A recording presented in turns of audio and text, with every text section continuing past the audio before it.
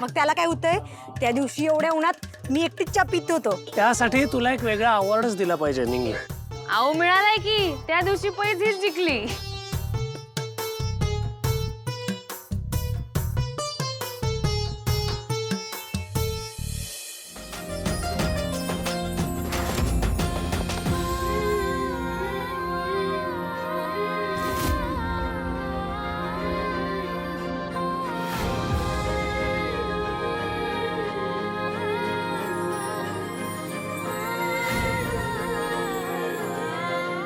खरं काय बी म्हणा, त्या दिवशी त्या सामूहिक विवाह सोहळ्यात की नाही, तुम्ही दोघं नवरा बायको म्हणून लईच भारी वाटत होता.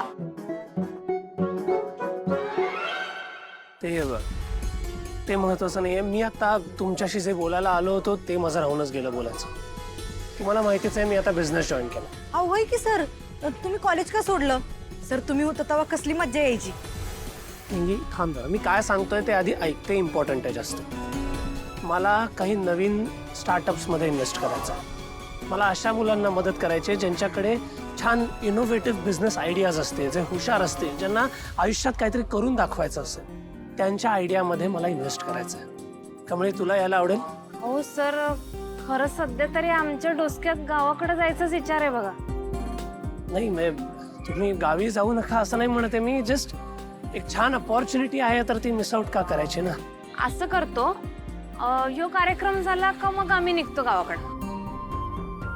ठीक आहे, सगळं कॉलेजमध्येच आपण अरेंज करतोय, सो डोंट बी लेट.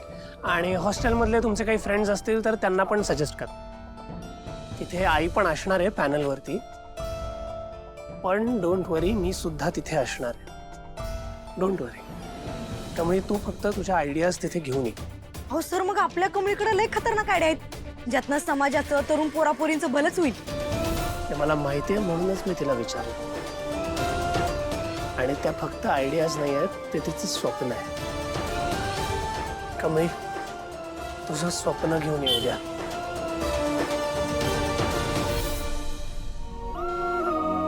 हे तेल तर संपलं हो आता. कमळीनी हाजी, हे आमच्या गावाकडून आणलंय रामबाण तेल. आजोबा, तुम्ही हे लावलत की नाही, तुळजाईच्या देवळात स्वतः चालत जाल बघा, ते बी एकदम फास्टात. कमळी घेऊन आली होती ना हे तेल, ती तुम्हाला याने मालिश करून द्यायची, तेव्हा बरं काही जाणवत होता ना तुम्हाला? किती काळजी होती तिला तुमची. माझी आता ती तर गेली, आता कोण आणून देणार हे तेल? मॅडम, हे तेल कोणीतरी बाहेर देऊन गेलं. काय?